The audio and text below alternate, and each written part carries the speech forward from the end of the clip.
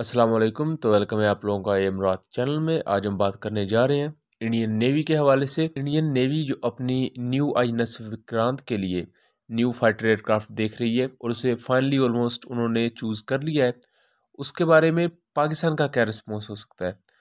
इस पर हम तफसील से बात करते हैं, लेकिन वीडियो में आगे बढ़ने से पहले आप चैनल को सब्सक्राइब कर लें एंड हमारी वीडियोस को शेयर कीजिएगा। इंडियन नेवी की आईएनएस विक्रांत के लिए एक नए फाइटर एयरक्राफ्ट की तलाश पर काम जारी था। इस बारे में दो फाइटर एयरक्राफ्ट लास्ट राउंड में आपस में compete कर रहे थे। एक FA-18 सुपर हॉर्नेट, जबकि दूसरा राफेल एम, जो कि राफेल एयरक्राफ्ट का करियर बोर्न वर्जन है।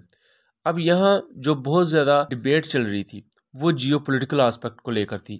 आइदर इंडिया अमेरिकन एयरक्राफ्ट को चूज़ करता, उससे अमेरिकन जो लेवरेज है उसको सही तरह यूज़ कर सकता था। इंडिया के पास कुछ अपॉर्चुनिटीज़ आ सकती थी।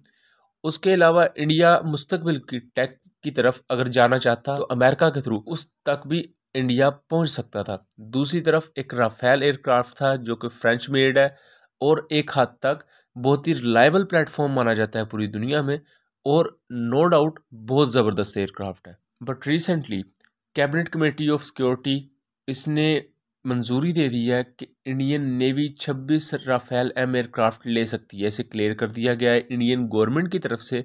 सो अब ऑलमोस्ट ये कंफर्म किया जा चुका है कि Indian navy 26 Rafale M aircraft लेगी। इससे पहले इंडियन नेवी मिग 29 एयरक्राफ्ट को यूज़ करती है, और ये मिग 29 वो वक्ती तौर पर आईएनएस विक्रांत पर भी यूज़ कर रहे हैं। इससे पहले बेसिकली मिग 29 आईएनएस विक्रमादित्य के लिए थे, लेकिन आईएनएस विक्रांत पर चूंकि कोई भी ऑनबोर्ड इस तरह सिस्टम नहीं था मौजूद, मतलब फाइटर एयरक्राफ्ट की अगर टर्म में बात की जाए, तो उसके लिए उन्होंने वक्ती तौर पर मिग 29 को यूज़ करना शुरू कर दिया। बहरहाल अब राफेल एम एयरक्राफ्ट को चूज़ किया गया है इंडिया के थ्रू। इंडिया 26 राफेल एम एयरक्राफ्ट लेगा, उसके साथ साथ 150 मीटियोर बीवीआर मिसाइल्स भी खरीदेगा। मीटियोर बीवीआर मिसाइल्स की असल रेंज कितनी है ये आपको इंटरनेट पर कहीं लिखा हुआ नहीं नजर आएगा। बहरहाल एक एस्टिमेटेड रेंज इस रैमजेट पावर्ड मिसाइल की 150 किलोमीटर बताई जाती है, जबकि इसके कुछ एक्सपोर्ट वॉचर्स देखे जाएं तो वहां इसकी रेंज 100 किलोमीटर प्लस लिखी हुई है, मतलब 100 किलोमीटर से कुछ ज्यादा। सेम एज जैसे PL-15 के वॉचर पर इसकी रेंज सिर्फ 145 किलोमीटर लिखी हुई है, जबकि कुछ चाइनीज डॉक्यूमेंट्स के मुताबिक PL-15 की रेंज 200 किलोमीटर है। जबकि पाकिस्तान स्ट्रेटजिक फोरम के सीनियर मेंबर्स जिन्होंने आइडियाज़ कवर किया, J-10C एयरक्राफ्ट के मुख्तलिफ आस्पेक्ट्स को उन्होंने कवर किया, सो उनके मुताबिक पाकिस्तान के पास प्राइम PL-15 मौजूद है, ना कि एक्सपोर्ट वर्जन। जबकि दूसरी तरफ इंडिया के पास एक रैमजेट पावर्ड मीटियोर मिसाइल है जो कि एक एक्यूरेट और दुनिया के one of the most lethal air to air weapons में समझा जाता है। जो मिसाइल्स की रेंज होती है ये कभी बताई नहीं जाती। बहरहाल वाउचर्स पर एक जस्ट अंदाज़ा बता दिया जाता है कि अंदाजन इतनी। रियल रेंज वो फाइटर पायलट या तो जानता है या वो एयरफोर्स जानती है जो उसे यूज़ करती है। राफेल एम की ही अगर बात करें तो एक बहुत बड़ा बूस्ट होने वाला है इंडियन नेवी के लिए। लेकिन यहाँ जो एक देखने वाली चीज़ है कि राफेल एम का इंडियन नेवी के लिए सिलेक्ट हो जाना FA-18 की मौत साबित हुआ है, क्योंकि इस डिसीजन से कुछ हफ्ता पहले ही बोइंग ये ऐलान कर चुकी है कि वो बहुत जल्द FA-18 सुपर हॉर्नेट एयरक्राफ्ट की and overall FA-18 fighter jets की प्रोडक्शन रोक रही है। सो FA-18 की अगर थोड़ी सी हिस्ट्री की बात कर लें तो माजी करीब में FA-18 को कोई भी एक्सपोर्ट ऑर्डर नहीं मिल सका, और उसके अलावा अमेरिकन नेवी की और अमेरिकन एयरफोर्स की भी इसमें दिलचस्पी काफ़ी हद तक कम हुई है, और वक्त के साथ साथ पुराने FA-18 को रिटायर किया जा रहा है।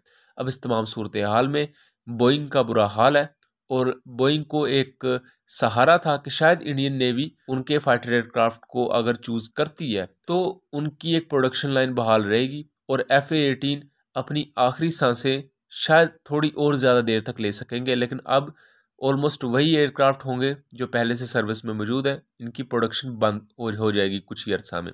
राफेल एम के साथ जो कटिंग एज चीज़ आ रही है वो इसका एक्सोसिट एंटीशिप मिसाइल नहीं है। एक्सोसिट मिसाइल पाकिस्तान के पास भी मौजूद है, वो है इसका स्कैल्प क्रूज मिसाइल। स्कैल्प एक long range subsonic stealth cruise missile है, सेम जैसे पाकिस्तान का राद क्रूज मिसाइल है।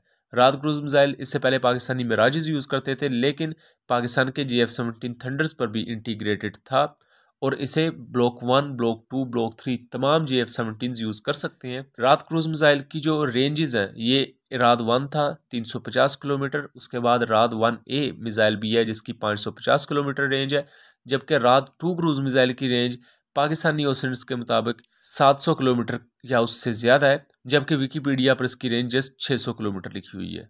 और ये मैं यहाँ इंटेल कंसोर्टियम जैसे पाकिस्तानी ओसेंट्स की बात कर रहा हूँ जो कि टोटली पाकिस्तान और इंटरनेशनल डिफेंस एग्जीबिशंस को कवर करते हैं और उनकी काफ़ी ज़्यादा क्लोज इंटरेक्शंस होती हैं मिलिट्री ऑफिशियल्स के साथ।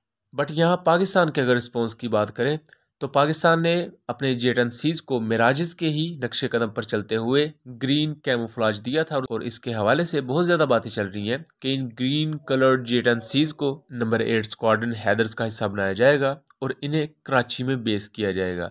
कराची में इनका काम JF-17 के साथ मिलकर मैरी टाइम ऑपरेशंस करना है, जिनमें एयर टू ग्राउंड रोल या जिसे हम एयर टू सरफेस या एंटी शिप रोल के साथ साथ इनका काम एयर टू एयर डोमेन में राफेल M और MiG-29 को चैलेंज करना होगा अपने PL-15 और PL-10 air to air missiles के साथ। अगर स्कैल्प क्रूज मिसाइल इंडिया के पास आ रहा है तो इंडिया को 290 किलोमीटर रेंज वाला स्कैल्प क्रूज मिसाइल मिलेगा, ना कि प्योर 350 किलोमीटर रेंज वाला स्कैल्प क्रूज मिसाइल।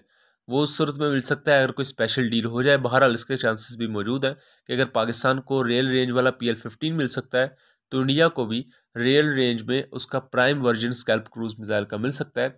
बहरहाल ये चीज़ें कॉन्फिडेंशियल होती हैं, ये पब्लिक डोमेन में नहीं बताई जाती। तो आपका इसके बारे में क्या ख्याल है? अपनी राय से ज़रूर आगाह कीजिएगा। मिलेंगे अगली वीडियो में, तब तक के लिए अल्लाह हाफिज़।